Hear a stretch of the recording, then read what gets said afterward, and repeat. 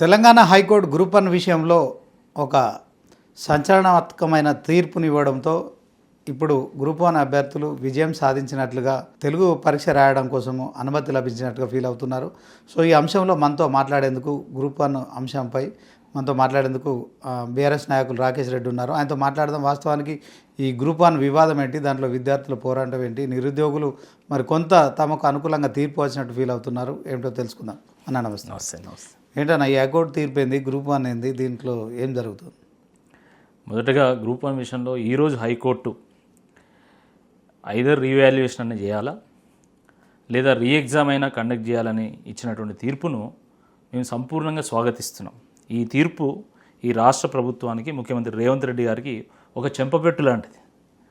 ఎందుకంటే పాపం ఏండ్ల తరబడి మేము సైతం ఒక ప్రభుత్వ ఉద్యోగం సాధించాలి అని చెప్పి ఊరు వదిలి అశోక్ నగర్కి వచ్చి అక్కడ ఇరుకైనటువంటి వెలుతురు గాలి లేనటువంటి రూముల్లో ఉంటూ మళ్ళీ ఊరికి వెళ్ళలేక ఇక్కడ ఉండలేక ఏజ్ పెరిగిపోయి జుట్టు ఊడి పొట్ట పెరిగి జేబులు ఖాళీ అయ్యి అప్పులు పెరిగిపోయి ఈరోజు ఎదురు చూస్తున్నటువంటి ఈ సమయంలో అంగట్ల కూరగాయలు అమ్ముకున్నట్టు ఈ మొత్తం ఉద్యోగాలను అమ్ముకున్నటువంటి నేపథ్యంలో ఈ నిరుద్యోగులు గ్రూప్ 1 మీద కోర్టుకెళ్ళి ఈ గ్రూప్ 1 పరీక్షా విధానంలో ఇవాల్యుయేషన్లో మొత్తం అవకతవకలు జరిగినాయి, ఇదంతా గందరగోళంగా ఉంది, ఏదో గోల్మాల్ జరిగిందని చెప్పేసి వారు కోర్టును వేడుకుంటే ఈరోజు కోర్టు వారి వాదనకి అంగీకారం తెలిపి ఐదర్ రీవాల్యుయేషన్ వేయాలి లేదా మళ్ళీ కొత్త పరీక్షను నిర్వహించాలని చెప్పడము నిజంగా చాలా సంతోషాన్ని కలిగించింది. ఎందుకంటే అది ఎన్ని రోజుల నుండి అసలు పాపం వాళ్ళు గ్రూప్ 1 పరీక్ష కోసం కొన్ని ఏళ్ళ నుంచి ఎదురు చూస్తున్నారు. ఆ రోజు 500 పోస్టులకు బీఆర్ఎస్ పార్టీ ప్రభుత్వం నోటిఫికేషన్ ఇస్తే సార్లు దాంట్లో దురదృష్టవశాత్తు ఒక మిస్టేక్ జరిగినప్పుడు అప్పుడు బీఆర్ఎస్ పార్టీ సొంతంగా దాన్ని రద్దు చేసింది. దాని తర్వాత వీళ్ళు ఏదో చేస్తారంటే ఇప్పుడు 2 ఏళ్ళు గడిచింది, 2 ఏళ్లలో మొత్తం అవకతవకలే, దొంగలు ఊరు పంచుకున్నట్టు మొత్తం ఉద్యోగాలను పంచుకునేటువంటి ఒక ప్రయత్నం చేసినటువంటి ధర్మిల ఈరోజు ఈ హైకోర్టు తీర్పు వచ్చింది. ఎంత మొత్తుకున్నా కూడా కనీసం ఒక్కసారి కూడా ప్రభుత్వం స్పందించలేదండి. ప్రభుత్వం ఎప్పుడు కూడా స్పందించలేదు. 21,075 మంది పరీక్ష రాస్తే 21,085 మందికి ఎట్లా ఫలితం ఇస్తారు? పక్కన కూర్చున్న వాళ్ళకి సేమ్ మార్కులు ఎట్లొస్తాయి? కేవలం 2 సెంటర్లో ఉన్నటువంటి వాళ్ళకి అత్యధిక ఫలితాలు ఎట్లొస్తాయి, మిగతా వాళ్ళకి ఎందుకు రావు? తెలుగు మీడియం విద్యార్థులకు అసలు రిజల్ట్ ఎందుకు రాదు? ఈ రకమైనటువంటి ప్రశ్నలు ఆధారాలతో సహా మేము ముందు పెట్టేటువంటి ప్రయత్నం చేసినా కూడా కనీస స్పందన లేదు. కాబట్టి కోర్టు ఈరోజు దాని తగ్గట్టుగా తీర్పు ఇచ్చింది. ఈ తీర్పు ఇది ప్రజల్లో న్యాయస్థానాల మీద నమ్మకం పెంచేటువంటి ఒక తీర్పు. ఇది అభ్యర్థుల విజయము, నిరుద్యోగుల విజయము, ఈ రాష్ట్ర యువత విజయము, వాళ్ళకు అండగా నిలిచినటువంటి బీఆర్ఎస్ పార్టీ విజయము, వాళ్ళ కోసం ఎంత దూరమైనా ప్రయాణించడానికి సిద్ధమైనటువంటి బీఆర్ఎస్ పార్టీ కార్యనిర్వాహక అధ్యక్షుడు కేటీఆర్ గారు, హరీష్ రావు గారు విజయం అని చెప్పి ఈ సందర్భంగా గుర్తు చేస్తారు. రాకేష్ రెడ్డి గారు, అవకతవకలు జరిగాయని చెప్తున్నారు. ఇలాంటి అవకతవకలు జరిగినాయి. దీంట్లో మరి అది ఒక పబ్లిక్ సర్వీస్ కమిషన్ కదా తెలంగాణకు సంబంధించిన అంశంలో. సో ఒక స్వయం ప్రతిపత్తి గల సంస్థ, దానికి ఒక ఐఏఎస్ ఆఫీసరు ఉన్నారు. సో ఈ అవకతవకలు జరిగే ఆస్కారం ఉంటుందా? ఏం జరిగింది? 100% అవకతవకలు జరిగినాయి. There is no doubt about it. మేము చెప్పట్లేదు, హైకోర్టే తీర్పిచ్చింది. ఇప్పుడు దేశ చరిత్రలో ఏ పబ్లిక్ సర్వీస్ కమిషన్ కూడా ఇప్పటివరకు మెయిన్స్కి ఒక హాల్ టికెట్, ప్రిలిమ్స్కి ఒక హాల్ టికెట్ ఇవ్వలే. హాల్ టికెట్ నెంబర్ మారది. కానీ ఈ ప్రభుత్వము వచ్చిన తర్వాత ప్రిలిమ్స్కో హాల్ టికెట్ ఇచ్చింది, మెయిన్స్కో హాల్ టికెట్ ఇచ్చింది. దాని ఫలితంగా ఏమైంది? 21,075 మంది పరీక్ష రాస్తే 21,085 మందికి ఫలితం ఇచ్చింది. అరే ఇదేంది, ఎట్లా సాధ్యమవుతుంది అంటే అది సర్వసాధారణం అని చెప్పేసి స్వయంగా పబ్లిక్ ప్రాసిక్యూటరు ఆ రోజు జడ్జికి తెలపడం జరిగింది. పోనీ మహిళలకు ప్రత్యేక సెంటర్లు ఎందుకు పెట్టిండ్రు, ఎప్పుడు లేని ఈ విధానం ఎందుకు తీసుకొచ్చిండ్రు అంటే మహిళా సెంటర్లో మహిళా వాష్రూమ్కి ఈ పురుషులు పోయి కెమెరాలు పెడతారు కాబట్టి మేము ప్రత్యేక సెంటర్లు పెట్టినాం అని చెప్పేసి కోర్టు చెప్పడం జరిగింది. కోర్టుకు వీళ్ళు చెప్పింది. లేకపోతే కొంతమంది ప్రభుత్వ ఉద్యోగులు, చిన్న ఉద్యోగులు, వాళ్ళు కూడా గ్రూప్ 1 ఎగ్జామ్ రాసిండ్రు. గ్రూప్ 1 ఎగ్జామ్ రాసి వాళ్ళు కూడా కోర్టుకు పోయింది. ఇలా అవకతవకలు జరిగినాయి ఏంటంటే వాళ్ళు ఏం చెప్పిండ్రు కోర్టుకి, ఈ గవర్నమెంట్ ఉద్యోగులదంతా కంపార్ట్మెంట్ మెంటాలిటీ, వాళ్ళు మాత్రమే ఉంటారు, వేరే వాళ్ళని రానియరు. కాబట్టి మీ వివరాలు ఇవ్వండి, మీరు ఎక్కడ ఉద్యోగం చేస్తాను, ఏ పొజిషన్ ఏంది మీ శాలరీ ఏంది మాకు ఇవ్వండి, లేకపోతే మీ మీద క్రిమినల్ కేసులు పెడతామని చెప్పి కూడా వాళ్ళని కూడా బెదిరించడం జరిగింది. అంటే మొత్తం బ్లాక్మెయిలింగ్, బెదిరించడం తప్ప నిజంగా ఒక భరోసాని ఇవ్వాలనేటువంటి ఆలోచన ఈ ప్రభుత్వానికి లేదు.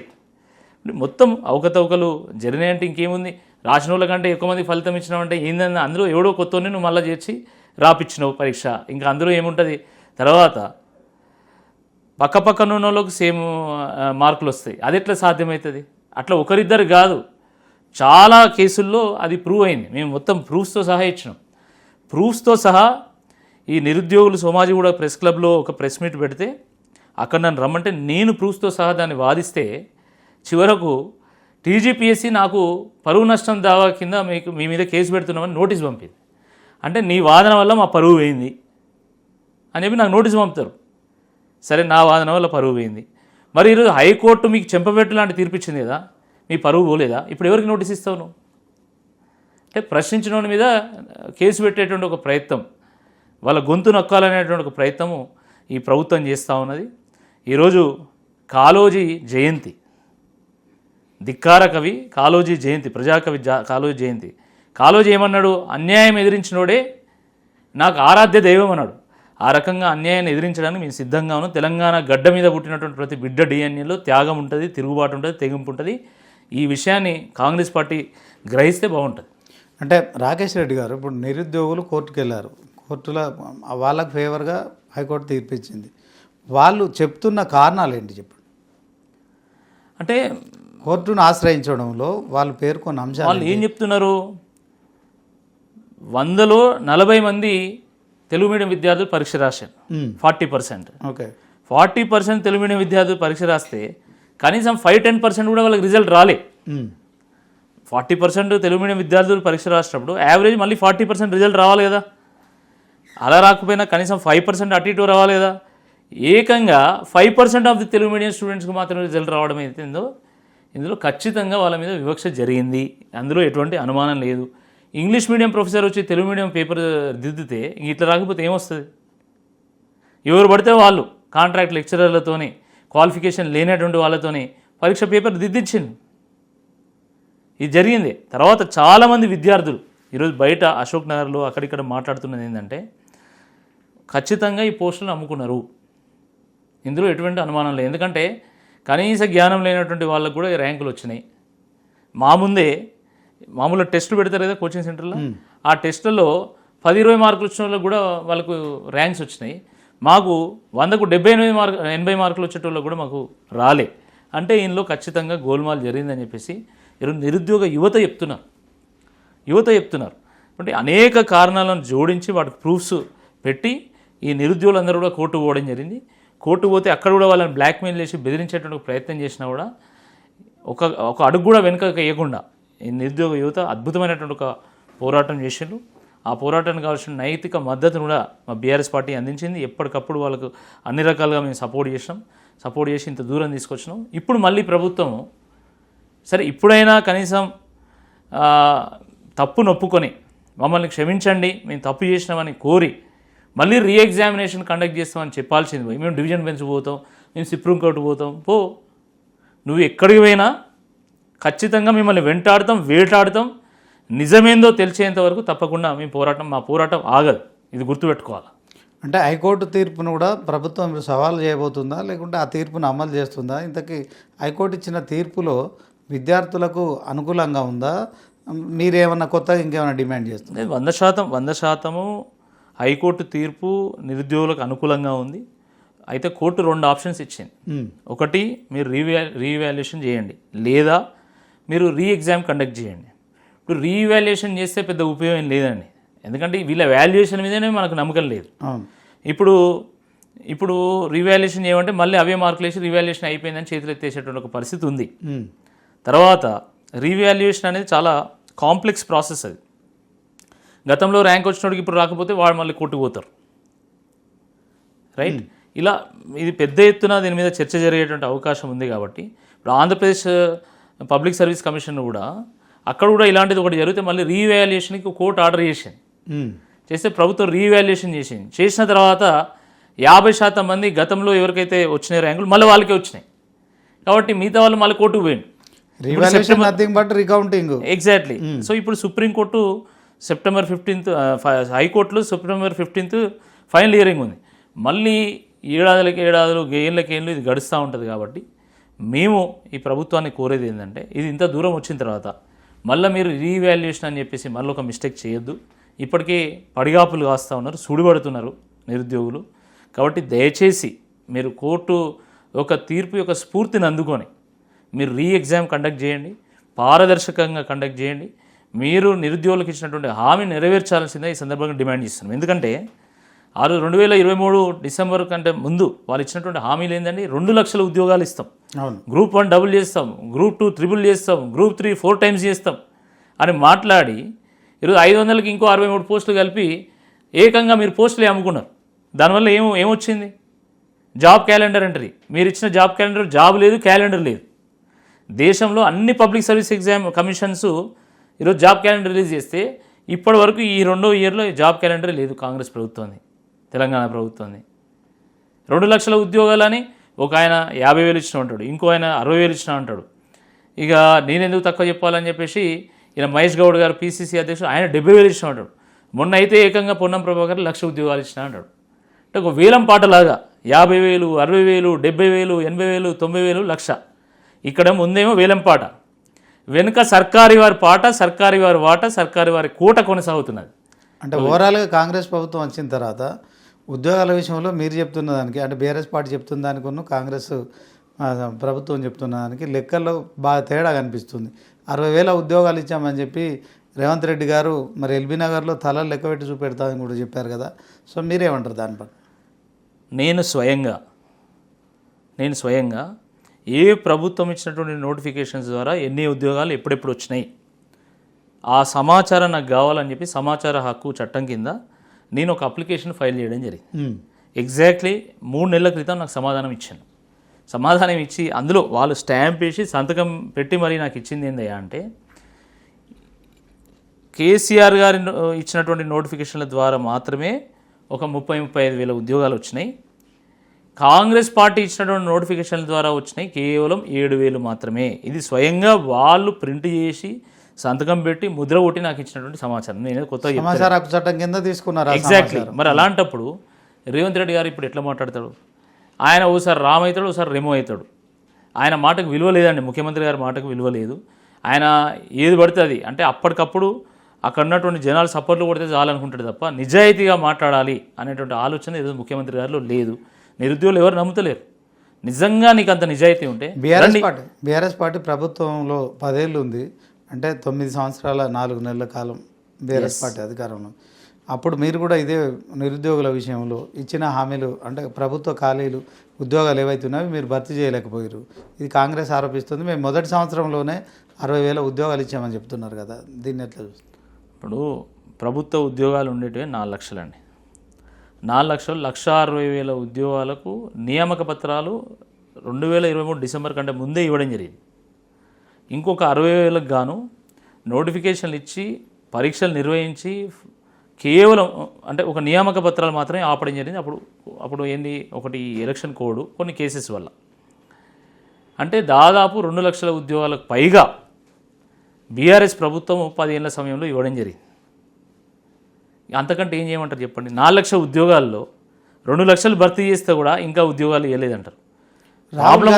ప్రాబ్లం ఏంటంటే ఇచ్చినవి కూడా చెప్పుకోలే. కేసీఆర్ గారు ఒక విద్యుత్ శాఖలోనే 32,000 ఉద్యోగాలు ఇచ్చాడు, ఒక పోలీస్ శాఖలోనే 35,000 ఉద్యోగాలు ఇచ్చాడు. ఈరోజు గ్రామాల్లో మనకు కనబడేటువంటి కానిస్టేబుల్ను, ఎస్ఐలను రిక్రూట్ చేసింది బీఆర్ఎస్ ప్రభుత్వం. మనకు కనబడేటువంటి మిషన్ భగీరథ ఎంప్లాయీస్ని రిక్రూట్ చేసింది బీఆర్ఎస్ ప్రభుత్వం. మనకు కనబడేటువంటి ఏఈలను రిక్రూట్ చేసింది బీఆర్ఎస్ ప్రభుత్వం. కాబట్టి చెప్పుకోలేదు కాబట్టి అది తెలియలే. కానీ ఈరోజు ఏం చేస్తున్నారు, ఒక 4,000 ఉద్యోగాలు ఇచ్చి మొత్తం ఎల్బీ స్టేడియంలో ఊరంతా పందిరేసి డప్పులు కొట్టి మరీ ప్రచారం చేస్తున్నారు మేమే ఉద్యోగాలు ఇచ్చినాం. ఎంత దౌర్భాగ్యమైనటువంటి పరిస్థితి అంటే 10-15 ఏళ్ల క్రితం రిక్రూట్ అయినటువంటి వీఆర్ఓలను మళ్ళీ మేము రిక్రూట్ చేస్తున్నాం అన్నట్టుగా జీపీఓ అని పేరు పెట్టి, గ్రామ పాలనా అధికారి అని చెప్పి పేరు పెట్టి ఈరోజు మళ్ళీ వాళ్ళకి నియామక పత్రాలు ఇస్తుండ్రు రేవంత్ రెడ్డి గారు. ఇది కాంగ్రెస్ యొక్క డొల్లతనం. కాబట్టి వాస్తవం ఏందో నిరుద్యోగ మిత్రులకు తెలుసు కదా, యువకులకు తెలుసు కదా. సరే ఇప్పుడు ఎవరో మభ్యపెట్టినంత మాత్రాన ప్రిపేర్ అవుతున్నటువంటి వాళ్ళకి తెలియదా వాస్తవం ఏందనేది? కాబట్టి దాని విషయంలో మేము పదే పదే ప్రశ్నిస్తాం. ఈరోజు కేటీఆర్ గారు స్వయంగా వారు ఒక 45 నిమిషాల పాటు నిరుద్యోగ మిత్రులందరితో సమావేశమైన వాళ్ళ ఫీడ్బ్యాక్ తీసుకున్నాడు ఏం చేద్దామని చెప్పేసి. వాళ్ళ ఫీడ్బ్యాక్ మేరకు ఈరోజు 4 డిమాండ్లు పెట్టాడు. 1, పరీక్షను మళ్ళీ కండక్ట్ చేయండి. 2, అసలు అవకతవకలు ఎట్లా జరిగినాయి, ఎవరెవరు ఎంత కమ్ముకున్నారు పోస్టులను, ఎవరు కమ్మీన్లు, ఇవన్నీ తేలాలంటే ఒక జ్యుడిషియల్ కమిషన్ వేయాలా. మరి 3వది 2 లక్షల ఉద్యోగాల హామీ ఇచ్చింది కాబట్టి దాని మీద మొత్తం నోటిఫికేషన్స్ ప్రక్రియ మీద, రాష్ట్ర నిరుద్యోగ సమస్య మీద 2 రోజుల పాటు అసెంబ్లీ సమావేశాలు పెట్టాలని చెప్పి వారు డిమాండ్ చేశారు. 4వది ఏంటంటే ఈ నిరుద్యోగులు పాపం జియో 29 విషయంలో కానీ, జియో 46 విషయంలో కానీ, లేకపోతే గ్రూప్ 1 ఇవాల్యుయేషన్ మీద కానీ వాళ్ళు నిరసన వ్యక్తం చేస్తే వాళ్ళ మీద కేసులు పెట్టిండు. ఆ కేసులను విత్డ్రా చేయాల్సిందిగా ఈ సందర్భంగా వారు 4 డిమాండ్లు పెట్టింది. ఈ 4 డిమాండ్ల మీద కాంగ్రెస్ పార్టీ వైఖరిందో చెప్పాలి. ఎందుకంటే ఆ రోజు ఎన్నికల సందర్భంగా ఇదే యువతకు కోటి ఆశలు పెట్టి 1 కోటి మందితో ఓట్లు వేయించుకొని ఈరోజు వాళ్ళ ఆశల మీద నీళ్లు తల్లిను. వాళ్ళు ఎట్లా అంటే ఎన్నికల సామాగ్రిలాగా ఒక మైకులానో, ఒక ప్యాంప్లెట్లానో, ఒక వ్యాన్లానో వాడుకొని వదిలేసి ఈరోజు పోతే కనీసం గాంధీ భవన్లో కూడా రాణిస్తలేరు, వాళ్ళ ఇళ్ళకి రాణిస్తలేరు. మంత్రుల పేషీకి అయితే అసలు అనుమతే లేదు. మరి ఇలాంటి పరిస్థితుల్లో కాంగ్రెస్ పార్టీ యొక్క సమాధానం ఏంది? ముఖ్యంగా రాహుల్ గాంధీ గారి సమాధానం ఏంది? రాహుల్ గాంధీ కూడా అశోక్ నగర్కి వచ్చిరుగా, నిరుద్యోగులతో మాట్లాడారు కదా, అప్పుడు ఖాళీలన్నీ భర్తీ చేస్తాము, 2 లక్షల ఉద్యోగాలు ఇస్తాము సంవత్సరంలో అని చెప్పారు కదా, ఆ హామీ నెరవేరలేదు. రాష్ట్ర కాంగ్రెస్ పార్టీ నాయకుల మీద ఈ రాష్ట్ర యువతకు నమ్మకం లేదండి. ఎందుకంటే తెలంగాణ బీడుపడ్డది, తెలంగాణ పాడుపడ్డది కేవలం ఈ కాంగ్రెస్ వల్లనే. 60 ఏళ్ళు పరిపాలించి రాష్ట్రంలో మీరు ఎన్ని ఉద్యోగాలు ఇచ్చిండ్రు, ఎవరిని బాగుపరిచిండ్రు? కరువుతోని, కన్నీళ్లతోని, కష్టాలతోని తెలంగాణ గోసపడ్డది మీ వల్ల కాదా? 1200 మంది ఆత్మ బలిదానం ఎవరికి వ్యతిరేకంగా చేసుకున్నారు? మీకు వ్యతిరేకంగా కాదా? ఎవరు ఈ ఉస్మానియా యూనివర్సిటీలో విద్యార్థులందరూ ఎవరికి వ్యతిరేకంగా పోరాటం చేసినా మీకు వ్యతిరేకంగా పోరాటం చేయలేదా? కాబట్టి కాంగ్రెస్ పార్టీ ఇక్కడ స్థానిక నాయకుల మీద నమ్మకం లేదు కాబట్టి వాళ్ళు తెలివిగా రాహుల్ గాంధీ గారిని తీసుకొచ్చిండ్రు అశోక్ నగర్. తీసుకొచ్చి ఆయనతో చెప్పించిండ్రు 2 లక్షల ఉద్యోగాల హామీ. ఏది ఏడాదిలోనే, ఏడాది అయిపోయింది, ఇప్పుడు 2 ఏళ్ళకి వస్తుంది. 2 ఏళ్లలో కనీసం మీరు 10-12 వేల ఉద్యోగాలు ఇవ్వకపోతుంది. మరి మీ వైఖరి ఏంది అని చెప్పి ఈ సందర్భంగా మేము ప్రశ్నిస్తున్నాం. రాహుల్ గాంధీ గారికి బాధ్యత ఉన్నది. ఎందుకంటే గాంధీల కుటుంబానికి ఒక నేపథ్యం ఉంది, ఒక జాతీయ పార్టీ గాంధీల కుటుంబానికి ఒక నేపథ్యం ఉంది. కాబట్టి వాళ్ళు స్పందించాలి. అది ఇందిరాగాంధీ గారు కావచ్చు, రాజీవ్ గాంధీ గారు కావచ్చు, వారు దేశం కోసం ప్రాణాలు అర్పించారు. ఇది వాస్తవం. సరే రాజకీయాలు ఉండొచ్చు కాక నేను కాదంటలే, కానీ ఇది వాస్తవం. మరి అలాంటి వాళ్ళు మాట తప్పొచ్చా? మీరు తెలంగాణ యువతకి ఇచ్చినటువంటి మాట మీరు తప్పుతారా? రాజ్యాంగాన్ని అమలు చేస్తామంటూ తిరుగుతారు కదా. ఆయన రాజ్యాంగం పట్టుకొని రాజ్యం వెళ్తా అని చెప్పి మొత్తం దేశమంతా ఊరేగుతాడు. కానీ ఇక్కడికి వచ్చేసరికి ఆ రాజ్యాంగం అమలు కాదు. మరి ఇక్కడో కాంగ్రెస్ పార్టీ, దేశంలో కాంగ్రెస్ పార్టీ ఉందో మాకే తెలియదు. ఇప్పుడు అక్కడ ఉన్నదేమో all India national Congress party, మరి ఇక్కడ ఉన్నది ఏంది? రేవంత్ రెడ్డి కాంగ్రెసా? ఎవరు కాంగ్రెస్ ఇది? ఆయన ఒకటి చెప్తాడు, ఈయన ఇంకోటి అమలు చేస్తాడు. ఈరోజు మేము అడుగుతున్నాం, అందుకనే కనీసం హైకోర్టు తీర్పునైనా రాహుల్ గాంధీ గారు గౌరవిస్తారా లేదా? ఎందుకంటే మీ వాళ్ళు మొత్తం అంగట్ల సరుకులుగా మొత్తం అమ్ముకున్నారు, దొంగలు ఊరు పంచుకున్నట్టుగా అమ్ముకున్నారు. మరి మీ వైఖరి ఏంది? కనీసం మీరైనా అరే నేను హామీ ఇచ్చిన నాదే బాధ్యత అని చెప్పేసి మీరేమైనా మరి ఈరోజు నిరుద్యోగులకు ఏమైనా న్యాయం చేస్తారని చెప్పి ఈ సందర్భంగా మేము అడుగుతున్నాం. ఓకే, 42% బీసీలకు రిజర్వేషన్లు ఇస్తామని చెప్తున్న కాంగ్రెస్ ప్రభుత్వం కులగణన ప్రక్రియ చేసింది. అదే క్రమంలో విద్యలో కావచ్చు, ఉద్యోగాల్లో కావచ్చు, తర్వాత పాలిటిక్స్లో అంటే రాజకీయాల్లో కావచ్చు, ఇవి ఖచ్చితంగా అమలు చేసి తీరుతామని చెప్పి చెప్తుంది. దీంట్లో మరి మొత్తానికి ఉస్మానియా యూనివర్సిటీకి కూడా మరి 20 సంవత్సరాలలో ఏ ముఖ్యమంత్రి పోలేదు, నేనే పోయినా అని చెప్పి తెలంగాణ సీఎం రేవంత్ రెడ్డి అంటున్నాడు. వాస్తవానికి ఈ చిత్తశుద్ధి అనేది కాంగ్రెస్లోనే కనిపిస్తుంది. మరి కేసీఆర్ ఎప్పుడు కూడా ఉస్మానియాకు వెళ్ళలేదు. సో దీంట్లో ఏం చెప్తారు? 100% ఇది తప్పు. ఎందుకంటే కేసీఆర్ గారు ముఖ్యమంత్రిగా ఉన్నప్పుడు వారు శతాబ్ది ఉత్సవాల సందర్భంగా ఓయూకు వెళ్ళారు.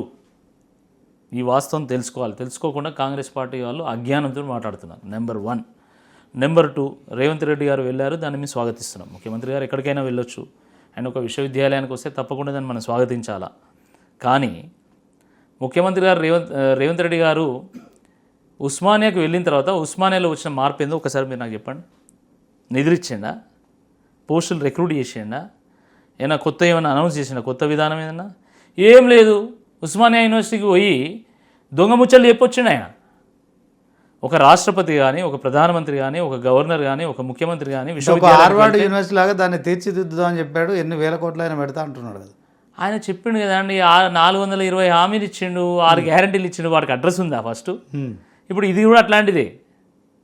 ఇప్పుడు చేతలకు మాటలకు పొంతన ఉంటే క్రెడిబిలిటీ ఉంటుంది, నమ్మకం పెరుగుతుంది. ఈయనకు అసలు క్రెడిబిలిటీ ఉందా? ఈ క్రెడిబిలిటీ లేనటువంటి వ్యక్తి ఉస్మానియా పోతే దాన్ని మనం వాహా ఓహో అని చెప్పేసి మనం స్వాగతం చెప్పి డప్పుకు డోలు కొట్టాలనా? అర్థం ఉందా ఇదేమన్నా? మీరు పోయిన్లు, మీరు పోయి చేసింది ఏంది, మీరు సాధించింది ఏంది, అది చెప్పండి. కాబట్టి ఇదంతా కూడా కేవలం స్టంట్ మాత్రమే. రేవంత్ రెడ్డి అంటే స్టంట్ మాస్టర్, ఆయన డైలాగ్ మాస్టర్. డైలాగులో తప్ప దేనికి పనికిరాడండి. 42% బీసీల రిజర్వేషన్ల అంశంలో ఖచ్చితంగా మరి మీరు అన్నట్టు ఈ నిరుద్యోగులకు విద్యకు సంబంధించిన అంశంలో కావచ్చు, పాలిటిక్స్లో బీసీలకు న్యాయం జరుగుతుంది కదా, దాని పట్ల మీ బీఆర్ఎస్ వైఖరి? తప్పకుండా దానికి బీఆర్ఎస్ పార్టీ అనుకూలం. వారు కామారెడ్డిలో చేసినటువంటి బీసీ డిక్లరేషన్ 100% అమలు చేయాలి. బీసీలకు మీరు ఇచ్చినటువంటి హామీ మేరకే బీసీలు మీకు ఓట్లు వేసాను. కానీ ఈరోజు ఏం చేస్తున్నారు? మేము ఆర్డినెన్స్ ఇచ్చినాం, మీ అసెంబ్లీలో మేము తీర్మానం చేసినామని చెప్పి, మేము రాష్ట్రపతి పంపినామని చెప్పి ఈరోజు చేతులు దులుపుకుంటున్నారు. మీరు ఇచ్చినటువంటి హామీని మీరు ఎందుకు అమలు చేయలేకపోతున్నారు? అది చెప్పండి. జనగణన చేసిండ్రు, జనగణన చేస్తే ఏం లాభం జరిగిందండి? బీసీ జనాభా తగ్గిపోయింది. ఎందుకు తగ్గిపోయింది? దాంట్లో కుట్ర లేదా? అంటే కేసీఆర్ గారు చేస్తే ఒక జనాభా వస్తుంది, మీరు చేస్తే ఇంకో జనాభా వస్తుందా? అది ఎట్లా సాధ్యమవుతుంది? బీసీల పేరు మీద ఈరోజు ఒక కుట్ర జరుగుతుంది. బీసీ కులగణన అని, బీసీ రిజర్వేషన్స్ అని చెప్పి వాళ్ళకు వెన్నుపోటు పెడిచేటువంటి కార్యక్రమానికి రేవంత్ రెడ్డి గారు వారు శ్రీకారం చుట్టిండ్రు. చలో, మరి నువ్వు ఈరోజు పార్లమెంట్లో కదా చట్టం చేయాల్సింది, షెడ్యూల్ 9లో కదా చేర్చాల్సింది. మరి తీసుకో, మోడీ గారు అపాయింట్మెంట్ తీసుకో, బీఆర్ఎస్ పార్టీ కూడా వస్తుంది. ఎందుకు రాదు? మరి ఎందుకు తీసుకుంటలేవు? నువ్వు నీ చేతగాని తనం కాదా? హామీ ఇస్తావు, తర్వాత పారిపోతావు, మళ్ళీ బీఆర్ఎస్ పార్టీ మీద బురద వెళ్ళేటువంటి ఒక ప్రయత్నం చేస్తావు. ఇది సరైనటువంటిది కాదు. నువ్వు ఈ హామీ ఇవ్వకముందే 42% ఆల్రెడీ పార్టీ పరంగా మా పార్టీ ఎప్పుడూ అమలు చేసింది. బీఆర్ఎస్ పార్టీలో ఉన్నటువంటి ప్రజాప్రతినిధులు చూస్తే ఈరోజు 42% కంటే ఎక్కువ మంది బీసీలు ఉన్నారు. మరి దాని మీద కాంగ్రెస్ పార్టీ స్పందన. ఈరోజు మీరు కొత్తగా వచ్చి మీరేదో భూగోళం గుండ్రంగా ఉన్నదని మేమేం అనుకున్నాము, పైన మేమేం అనుకున్నామని చెప్పినట్టుగా ఈరోజు మేమే ఇస్తున్నాం మొత్తం బీసీ రిజర్వేషన్ అని మాట్లాడుతూ ఉన్నారు. 70 ఏళ్లలో పరిపాలన చేసింది మీరే కదండి, అత్యధిక భాగం మీరే పరిపాలన చేసినదా. అప్పుడు బీసీలను ఉద్ధరించినటువంటి మీరు ఈరోజు బీసీలను ఉద్ధరిస్తానంటే నమ్మాలి. ఇది నాకు గమ్మత్ అనిపిస్తుంది. కాంగ్రెస్ పార్టీ ఏదో కొత్తగా వచ్చినట్టు మాట్లాడతారు రేవంత్ రెడ్డి గారు. ఇది కొత్తగా వచ్చిన పార్టీ కాదండి, ఏళ్ళ తరబడి. మరి అప్పుడు జరిగినటువంటి న్యాయం ఇప్పుడు జరుగుతుందని మీరు ఎట్లా విశ్వాసం కల్పిస్తారు? అంటే ఇదంతా కూడా కేవలం వాళ్ళని వంచేటువంటి ముచ్చట తప్ప, ఈ స్థానిక సంస్థల ఎన్నికల ముందు మళ్ళీ ఏదో ఒక అంశం తెర మీద తీసుకొచ్చి అసలు ఇష్యూస్ డైవర్ట్ చేయాలనేటువంటి ఒక కుట్ర తప్ప ఇంకా వాస్తవం ఏం లేదు. ఉపరాష్ట్రపతి ఎన్నికకు సంబంధించిన అంశంలో బీఆర్ఎస్ పార్టీ 4 రాజ్యసభ సభ్యులు ఉన్నాయి. ఎందుకని ఆ ఓటింగ్లో పాల్గొనలేదు? ఇప్పుడు వాస్తవానికి ఏంటంటే, అంటే గత కొద్ది కాలంగా సుదర్శన్ రెడ్డి అనే వ్యక్తి మన తెలుగువాడు, మన తెలుగువాడిని మనం సపోర్ట్ చేయాలని చెప్పి తెలంగాణ సీఎం రేవంత్ రెడ్డి పిలుపునిచ్చారు. గత కొద్ది కాలంగా ఇటు రాష్ట్ర ప్రభుత్వం మీద, అటు కేంద్ర ప్రభుత్వం మీద బీఆర్ఎస్ పార్టీ పోరాటం చేస్తున్నది. కాబట్టి ఇప్పుడు ఎన్డీఏ పెట్టినటువంటి క్యాండిడేట్ సపోర్ట్ చేస్తే మీరు బీజేపీ బీ టీం, ఇప్పుడు కాంగ్రెస్ పార్టీ పెట్టినటువంటి క్యాండిడేట్ సపోర్ట్ చేస్తే మీరు కాంగ్రెస్ పార్టీ బీ టీం. మేము ఎవరు బీ టీం కాదురా బాబు, మేము తెలంగాణ ప్రజల బీ టీం అని చెప్పడానికే ఈ యొక్క నిర్ణయం తీసుకున్నారు. ఈ నిర్ణయం వల్ల అక్కడ ఎన్డీఏ అభ్యర్థి ఓడిపోయేది లేదు, ఇక్కడ యూపీఏ అభ్యర్థి గెలిచేది లేదు. కాబట్టి మా స్టాండ్ తెలంగాణ ప్రజల పక్షాన ఉంటుంది, వాళ్ళకు అండగా నిలుస్తుంది అని చెప్పి చెప్పడానికే ఈ యొక్క నిర్ణయం తీసుకున్నారు. రాష్ట్రంలో రైతులు యూరియా కష్టాలు పడుతున్నారని మీరు ప్రచారం చేస్తున్నారు. నిజంగా స్టాక్ ఉందని చెప్పి కాంగ్రెస్కు సంబంధించి వాళ్ళు చెప్తున్నారు. సో దీంట్లో అంటే మరి ఇప్పుడు మొత్తం స్టాక్ ఉంటే మరి ఈ రైతులు క్యూ లైన్లో నిల్చున్నటువంటి ఫోటోలు ఎందుకు బయటకు వస్తాయి? ఈ చెప్పులతో ఉన్నటువంటి క్యూ లైన్లు, ఆధార్ కార్డులతోనే, పాస్ పుస్తకాలతో ఉన్నటువంటి క్యూ లైన్లు, ఇవన్నీ ఏఐ ఫోటోలా, ఏఐ వీడియోలా? వీళ్ళంతా రైతులు కాదా? అంటే రైతులను అవమానించడానికి ఈరోజు కాంగ్రెస్ పార్టీ సిద్ధమైంది, ఇంతే కదా. సిగ్గుండాల కొంచెం అన్నా కానీ ఈరోజు తెలంగాణలో ఉన్నటువంటి ప్రతి గ్రామంలో మీరు అగ్గి పెట్టిండ్రు. గ్రామాలన్నీ రగులుతున్నాయి ఈరోజు. అంటే చాట్ల తౌడు పోసి కుక్కల కొట్లాట పెట్టినట్టు 500 యూరియా బస్తాలు అవసరమైతే 50 బస్తాలు పెట్టి ఈరోజు అందరినీ ఇబ్బంది పెట్టేటువంటి, అంటే ఒకరి మీద ఒకరు పోరాటం చేసుకునేటువంటి ఒక పరిస్థితి తీసుకొచ్చింది. ఇది వాస్తవం కాదని నేను అడుగుతున్నా. రాకేష్ రెడ్డి గారు, వాస్తవానికి ఈ యూరియా కష్టాలకు కారణం ఏంటి? ఒకవైపు బీజేపీ నాయకులు చెప్తున్నారు యుద్ధాలు జరిగినాయి కనుక విదేశాల నుంచి రావాల్సిన యూరియా రాలేదు. ఇందులో కాంగ్రెస్ ప్రభుత్వం తప్పుందా లేకుంటే కేంద్రంలో ఉన్న బీజేపీ తప్ప? రైతుల కష్టాలు, యూరియా కష్టాలకు కారణం ఎవరు చెప్పండి? చాలా స్పష్టంగా భారతీయ జనతా పార్టీ ఎంపీ ఈటెల రాజేందర్ గారు చెప్పడం జరిగింది. ఏమని? అసలు చైనా నుండి మనం ఇంపోర్ట్స్ చేసుకోవడం ఎప్పుడో మానేసినాము, కాబట్టి అసలు చైనా వల్ల మనకు సమస్య లేదని వారు చెప్పారు. ఇంకోవైపు కేంద్ర ప్రభుత్వం ఒక నోట్ రిలీజ్ చేసింది. అంటే ఎంతైతే యూరియా అవసరమో దేశంలో అంతకంటే ఎక్కువ యూరియాని మేము సరఫరా చేసినాం, కాబట్టి యూరియా కొరత లేదు మా పరంగా అని చెప్పేసి చాలా స్పష్టంగా కేంద్ర ప్రభుత్వం నోటు విడుదల చేసింది. ఇప్పుడు మీరు చెప్పండి, ఇప్పుడు ఎవరి వల్ల మరి యూరియా కొరత ఉంది? ఒకవేళ కేంద్ర ప్రభుత్వం వల్లనే యూరియా కొరత ఉంటే మరి కర్ణాటకలో ఎందుకు లేదు, మధ్యప్రదేశ్లో ఎందుకు లేదు, మహారాష్ట్రలో ఎందుకు లేదు, తమిళనాడులో కొరత ఎందుకు లేదు, కేవలం తెలంగాణలోనే ఎందుకున్నది? గత 11-12 ఏళ్ళ నుంచి వెళ్ళి కేంద్రంలో నరేంద్ర మోదీ గారి ప్రభుత్వమే కదా. అవును, కేంద్ర ప్రభుత్వం అయితే మారలే కదా. మారింది ఏ ప్రభుత్వం? రాష్ట్ర ప్రభుత్వం. 10 ఏళ్ళు కేసీఆర్ గారి ప్రభుత్వం ఉండే, ఇప్పుడు మీరు 2 ఏళ్ళ నుంచి మీరున్నారు. మరి మీరు వచ్చినాకనే యూరియా కొరత ఎందుకుంది అంటే మీ చేతగానితనం వల్ల, మీ నిర్లక్ష్యం వల్ల, అంతే కదా. గతంలో కేసీఆర్ గారి ప్రభుత్వంలో ఉన్నప్పుడు ఎండాకాలంలోనే కేంద్ర ప్రభుత్వం నుండి యూరియాని కొని బఫర్ స్టాక్ పెట్టేటువంటి వాడు. ఎందుకంటే ఎండాకాలంలో దేశంలో డిమాండ్ ఉండదు యూరియాకి, కానీ ఆ సమయంలోనే వారు కావాల్సినటువంటి యూరియాని కొని ఇక్కడ స్టాక్ పెడితే వర్షాలు పడంగానే యూరియా సరఫరా చేసేది. కానీ ఈ ప్రభుత్వం ఒక మొద్దు నిద్రలు ఉన్నది. రైతుల మీద ప్రేమ ఉంటే ఎప్పటికప్పుడు రివ్యూలు పెడతారు, ఎప్పటికప్పుడు ప్లానింగ్ చేసి కావాల్సిన సమకూరుస్తారు. కానీ వాళ్ళకి రైతుల మీద ప్రేమ ఎందుకు ఉంటుందండి? కాళేశ్వరం ప్రాజెక్టులో ఒక్క చుక్క నీటిని వినియోగించకుండా మేము వ్యవసాయాన్ని అంతకు మించి ప్రొక్యూర్మెంట్ చేయగలుగుతున్నాము. సో కాళేశ్వరం ప్రాజెక్టు పనికిరాదు. మేడిగడ్డ, అన్నారం, సుందిల ఈ 3 ప్రాజెక్టులు కూడా పనికిరావు. 1,00,000 కోట్లు గంగలు కలిసిపోయినాయి, కాళేశ్వరం కూలేశ్వరం అయిందని చెప్పి తెలంగాణ సీఎం రేవంత్ రెడ్డి అంటారు. అంటే కాళేశ్వరం గురించి మాట్లాడే ముందు ఒక విషయం నేను చెప్తాను. నేను ఆ మధ్యలో కేసీఆర్ గారి దగ్గర పోయినప్పుడు ఒక చర్చ జరుగుతున్నప్పుడు నేను అక్కడ ఉన్నా.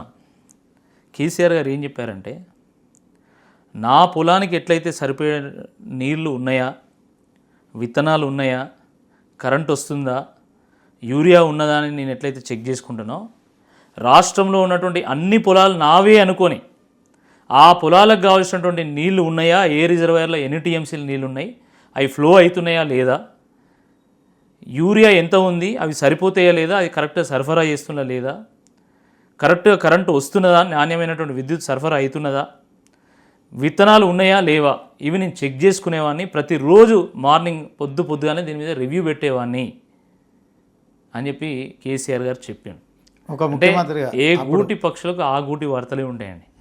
వారు స్వయంగా వారు ఒక వ్యవసాయ కుటుంబం నుంచి వచ్చినటువంటి వాడు కాబట్టి, వ్యవసాయం చేస్తున్నటువంటి వ్యక్తి కాబట్టి, వ్యవసాయాన్ని ప్రేమించేటువంటి ఒక వ్యక్తి కాబట్టి, పర్యావరణాన్ని, ప్రకృతిని ప్రేమించేటువంటి వ్యక్తి కాబట్టి, ఆయన రాష్ట్రంలో ఉన్నటువంటి అన్ని పొలాలు నావి అని భావించి ఆ రకంగా రివ్యూ చేసేటువంటి వారు. కానీ రేవంత్ రెడ్డి గారు స్వతహాగా ఆయన ఒక రియల్ ఎస్టేట్ వ్యాపారి కాబట్టి, ఇప్పుడు ఈ భూములన్నీ ఎండితే, అంటే యూరియా లేకపోయినా, నీళ్లు లేకపోయినా, కరెంటు లేకపోయినా మొత్తం పడావు పడతాయి, బీడు పడతాయి. ఈ భూములన్నీ బీడు పడితే వీటిని వెంచర్లు చేసుకొని 4 పైసలు సంపాదించుకోవాలనేటువంటి ఆలోచన తప్ప వ్యవసాయం మీద వాళ్ళకి ఎందుకు ఉంటుందండి ఇంట్రెస్ట్? నాకు అర్థం కాదు. That is the difference between Revanth Reddy గారు అండ్ కేసీఆర్ గారు. ఓకే, కాళేశ్వరం నుంచి ఒక్క చుక్క కూడా వినియోగించకుండా మేము గతంలో కంటే ప్రొక్యూర్మెంట్ ఎక్కువ చేసినాము. సో అది 1,00,000 కోట్లు గోదావరి పాలైపోయినప్పటికీ కూడా మాకున్న ముందు చూపుతోనే మరి ఈ వ్యవసాయాన్ని మేము ఇంకా వృద్ధి చేస్తున్నాం, అందుకే యూరియా కొరత వస్తుందని చెప్పి కూడా కాంగ్రెస్ ప్రభుత్వం చెప్తుంది. ఏం చెప్తారు? అంటే తెల్లారులేస్తే కాంగ్రెస్ పార్టీ వాళ్ళు కాళేశ్వరం కూలేశ్వరం అయింది, కాళేశ్వరం కూలిపోయిందని చెప్పేసి దుష్ప్రచారం చేస్తున్నారు. కానీ వాస్తవానికి కూలిపోయింది కాళేశ్వరం కాదు, కుళ్ళిపోయినాయి కాంగ్రెస్ వాళ్ళ మెదళ్ళు. వాళ్ళు ఏమంటున్నారు? కాళేశ్వరం లేకపోయినా ఇన్ని నీళ్ళు తీసుకొచ్చినాం, ఇంత పంట పండింది అంటారు. నేనేమంటున్నా అంటే వాళ్ళకి కనీస అవగాహన లేదు కాళేశ్వరం మీద. ఒక ముఖ్యమంత్రి స్థాయిలో, ఒక మంత్రి స్థాయిలో మాట్లాడాల్సినటువంటి మాటలు ఇవి కావు. కాళేశ్వరం అంటే కేవలం ఒక మేడిగడ్డ కాదు, మేడిగడ్డలో ఉన్నటువంటి 2 పిల్లర్లు మాత్రమే కాదు. కాళేశ్వరం అంటే ఒక మేడిగడ్డ, ఒక అన్నారం, ఒక సుందిల్ల, ఒక మన ఎల్లంపల్లి, ఒక మిడ్మానేరు, ఒక రంగనాయక సాగరు, ఒక మల్లన్న సాగరు, ఒక కొండపోచమ్మ, ఒక గంధమల్ల, ఒక బస్వాపురం, ఇప్పుడు గండిపేట కూడా. ఇది కాళేశ్వరం అంటే. కాళేశ్వరం అంటే అనేక ప్రాజెక్టుల యొక్క సమాహారం. కాళేశ్వరం అంటే కేవలం ఒక్క ప్రాజెక్టు మాత్రమే కాదు. కాళేశ్వరం అంటే 21 పంప్ హౌజులు, 19 సబ్స్టేషన్లు, 15 రిజర్వాయర్లు, మరి అదేవిధంగా 203 కిలోమీటర్ల టన్నళ్ళు, 1531 కిలోమీటర్ల గ్రావిటీ కెనాళ్ళు, 141 టీఎంసీల స్టోరేజ్ కెపాసిటీ, 240 టీఎంసీల నీటి వినియోగం, 550 మీటర్ల లిఫ్ట్. ఇది కాళేశ్వరం అంటే. కానీ ఇది మర్చిపోయినటువంటి వీళ్ళు ఎంతసేపు కాళేశ్వరం లేకపోయినా నీళ్ళు వచ్చినాయి. అచ్చా, నేను ఒక ప్రశ్న అడగదలుచుకున్నా. ఈరోజు ఎల్లంపల్లి నుంచి డ్రా చేస్తున్నారు. ఎల్లంపల్లి కాళేశ్వరంలో భాగం కాదా? ఎల్లంపల్లిని కాంగ్రెస్ పార్టీ పూర్తి చేసిందా? సిగ్గుండాలకు కొంచెం మాట్లాడు. 2005లో మీరు ప్రారంభిస్తే ఎల్లంపల్లి 2014 తెలంగాణ వచ్చేంత వరకు కూడా ఎల్లంపల్లి కంప్లీట్ కాలే. వాస్తవం కాదా? మీరు ఎప్పుడో ఎస్ఆర్ఎస్పి, ఎప్పుడో జమాన్ నాడు, తాతల నాడు మీరు ఎస్ఆర్ఎస్పి స్టార్ట్ చేస్తే ఈరోజు కూడా ఎస్ఆర్ఎస్పి స్టేజ్ 2 పూర్తి కాకపోతే కేసీఆర్ గారు వచ్చిన తర్వాత, తెలంగాణ ప్రభుత్వం వచ్చిన తర్వాత వారు పూర్తి చేశారు. అది కాళేశ్వరం కాదా? మరి ఈరోజు అన్నపూర్ణ కాళేశ్వరం కాదా? మల్లన్న సాగర్ కాళేశ్వరం కాదా? మిడ్మానేర్ కాళేశ్వరం కాదా? రంగనాయక్ సాగర్ కాదా? కొండపోచమ్మ కాదా? ఎల్లంపల్లి ప్రాజెక్టు కాంగ్రెస్ హయాంలోనే పూర్తి అయిపోయింది. మిడ్మానేర్ కూడా అదే క్రమంలో అయింది. నిన్న తెలంగాణ సీఎం రేవంత్ రెడ్డి మాట్లాడుతూ మల్లన్న సాగర్ కూడా 2008, 2009లో వైఎస్ రాజశేఖర రెడ్డి హయాంలోనే పూర్తి చేసినామని చెప్తారు. ఇప్పుడు రేవంత్ రెడ్డి గారి వ్యవహారం ఎట్లుంటుందంటే, ఆవి ఎక్కడ కడితేందే, నా దొడ్లో ఇంత చాలనుకుంటాడు ఆయన. మంది పెళ్ళిళ్ళకు మంగళారతి పట్టడం అంటే నెంబర్ 1 రేవంత్ రెడ్డి. ఫస్ట్ ఇక సిగ్గుండాల. ఎల్లంపల్లిని పూర్తి చేసింది కేసీఆర్ గారి ప్రభుత్వం. మిడ్మానేరు పూర్తి చేసింది కూడా కేసీఆర్ గారి ప్రభుత్వమే. మిడ్మానేరు మీరు కొంత ల్యాండ్ అక్విజిషన్ చేసిండ్రు, కొంత చేయలేదు, కొన్ని గేట్లు పెట్టిండ్రు, కొన్ని పెట్టలేదు. దాని తర్వాత కేసీఆర్ గారు వచ్చిన తర్వాత మళ్ళీ ల్యాండ్ అక్విజిషన్ పూర్తి చేసి మొత్తం బరాజ్ కట్టి అక్కడ మొత్తం పంపులను సెటప్ చేస్తే అప్పుడు నీళ్ళు వచ్చినాయి పంపులు. మీరు ఎక్కడ పూర్తి చేసిండ్రు? కాబట్టి ఇదన్నీ దొంగ ముచ్చట్లు. అసలు నాకు ఒకటి అర్థం కాదు. 70 ఏళ్ళు మీరు పరిపాలన ఉన్నారు కదా, అసలు గోదావరి మీద మీరు కట్టినటువంటి ప్రాజెక్టులు లెక్క చెప్పండి. ఎల్లంపల్లి మీద ఎవరు పోరాటం చేసిండ్రు? ఇచ్చంపల్లి మీద ఎవరు పోరాటం చేసిండ్రు? దుమ్ముగూడెం మీద ఎవరు పోరాటం చేసిండ్రు? తెలంగాణ పార్టీ కాదా? టీఆర్ఎస్ పార్టీ కాదా? ఆ రోజు పోరాటం చేసింది, పాదయాత్రలు చేసింది బీఆర్ఎస్ పార్టీ కాదా? ఎందుకు మాట్లాడతారు ఈ ముచ్చట్లు? ఈరోజు కేసీఆర్ గారు వచ్చిన తర్వాత గోదావరి మీద ఎన్ని ప్రాజెక్టులు అండి? అక్కడ మేడిగడ్డ డ్యామ్ కట్టే, దాని తర్వాత అన్నారం డ్యామ్ కట్టిండు, సుందిల డ్యామ్ కట్టిండు, సమ్మక్క సారక్క బ్యారేజ్ కట్టిండు, దాని తర్వాత భక్తరామదాసు, సీతమ్మ సాగరు, సీతారామ, ఎన్ని ప్రాజెక్టులు? ఒక ప్రాజెక్టా, 2 ప్రాజెక్టులా? ఇది జ్ఞానం లేనటువంటి కాంగ్రెస్ పార్టీ వాళ్ళు ఇష్టం వచ్చినట్టుగా మాట్లాడతాం. మీరంతా సిపాయిలే అయితే, మీరంతా మునగాన్లే అయితే, మరి 70 ఏళ్లలో మీరు ఎన్ని ప్రాజెక్టులు కట్టిండ్రు? మీరు ఎందుకు కట్టలే? తెలంగాణ ఎందుకు బీడుపడ్డది? తెలంగాణ ఆత్మహత్యలకు, వలసలకు ఎందుకు కేంద్రమైంది? తెలంగాణ దశాబ్దాల పాటు ఎందుకు గోసపడ్డది? ఎందుకు కన్నీరు గార్చింది? ఎందుకు కష్టాలు అనుభవించింది?